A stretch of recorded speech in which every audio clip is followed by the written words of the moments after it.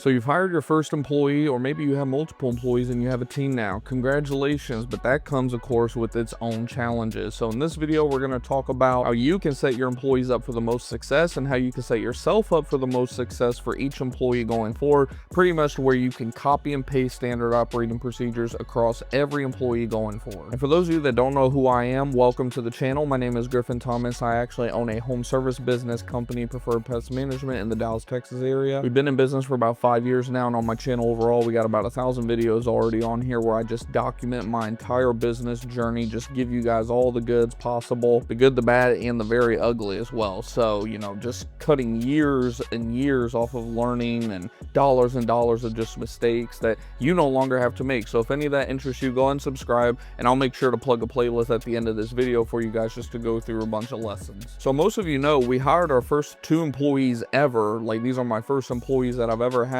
outside of one that, you know, I had for like 3 weeks a year ago. I'm not really counting that one. These 2 are like my first, what I would consider true employees, have received now multiple paychecks from us. We ran payroll multiple times. Like, they are fully in the business at this point, and I have just unlocked an entire new, just, I guess, skill set, so to speak, is what I figured out is leadership. You know, we all talk about leadership, we hear about leadership all the time, but until you're actually in the position of quote unquote power, in terms of giving a direction, giving what we call, you know, definition of done, meaning this is when you can consider this project done or this task's done, whatever the case may be. Like, there is so much that goes into it, because, you know, I actually had polar opposite experiences with our first 2 employees. Our first one, of course, super experienced. He owned his own pest control business, almost essentially kind of a plug and play from a technician standpoint, and there was very little, you know, learning curve. There were a couple things that we had to work out that was actually really good, because I put it in our standard operating procedure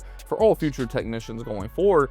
But then our most recent hire, our executive assistant, admin lady, whatever you want to refer to her as, she is like kind of fresh out of high school. You know, she has no admin experience, like no experience whatsoever, which is a double-edged sword, because like on one end of it, it's very good because there's no bad habits to unteach. You know, you can kind of mold your own secretary, assistant, whatever you want to refer to them as, to exactly how you like them.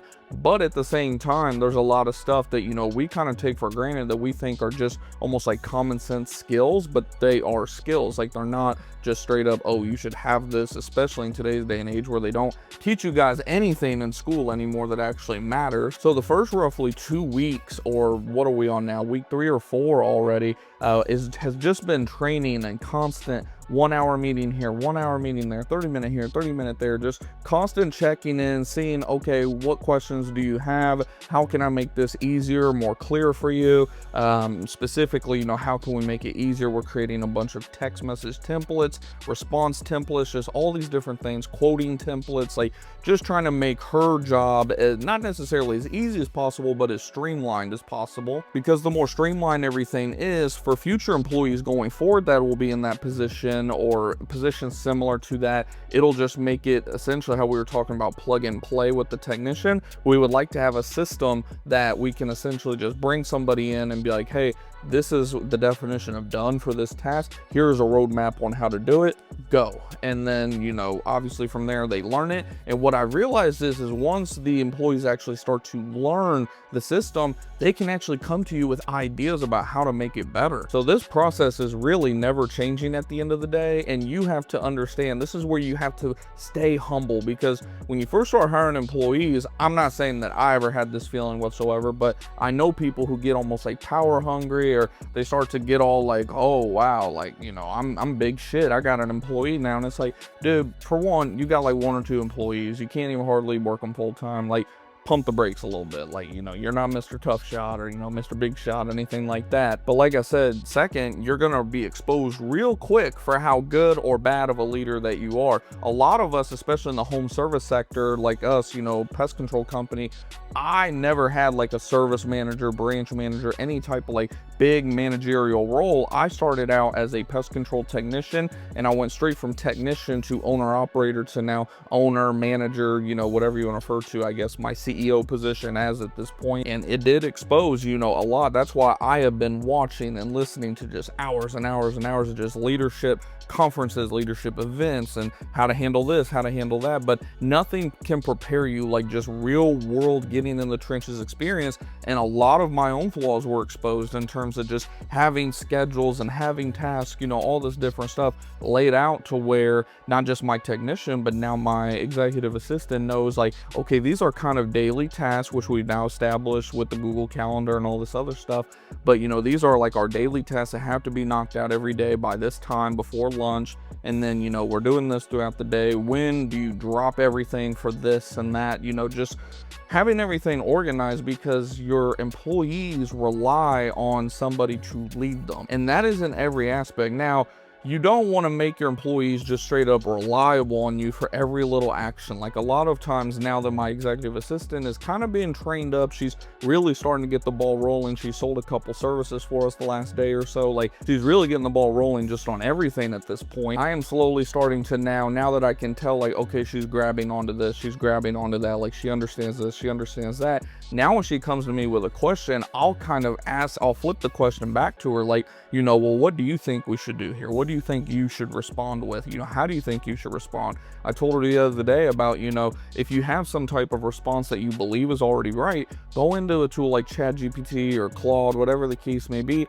type in, you know, just copy and paste the text message the customer sent or an email the customer sent, and be like, you know, this is my role. And of course, once you, if you don't know anything about AI, one, where have you been? But two, once you start a conversation with them, you can go back into that conversation over and over, and it's building more and more rapport, more memory with you in that conversation. So you can go back to that over and over. First, program it to know who you are, what your role is, how you need to respond, all this information. And then from there, give it the information that it needs to be able to help you come up with a solution. So I was like, you know, utilize these tools. Like, I'm not this old school boss. I mean, I'm not even 30 years old yet. I'm almost, but I'm not 30 years old yet. Like, I embrace the technology. I spend 5 to 8 hours a day on just technological research and, you know, making our stuff more streamlined, because the more stuff can be streamlined, our future employees will be able to become managers of these systems rather than actually in the system itself. That's a whole nother topic for a different video or live stream. But my whole point is, you know, it kind of goes back to that old saying about, you know, teach a man to fish. You know, you want to teach the man to fish. You don't want to fish for, you know, the man and just give all the information or whatever the case may be.